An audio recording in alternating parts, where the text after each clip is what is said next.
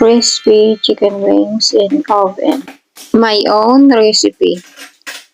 First, marinate na pala ko dyan na chicken wings.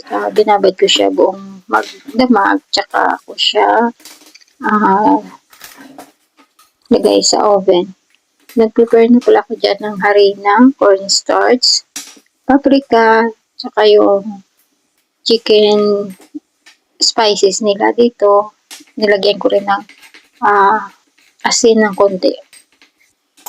Yan lang pala yung ginagawa ko kasi ayaw nila ng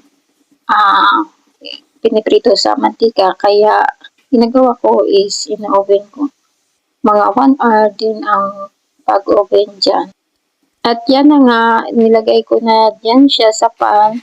Isa-isa ko lang siya. Minix ko muna siya sa ginawa ko kanina na harina na may seasonings. Tsaka ilagay sa oven ng 1 hour. Pag malapit na pala siya maluto is pinapahiran ko siya ng olive oil. Yun ang ginagamit ko pang pahid kasi mas healthy ang olive oil kaysa cooking oil.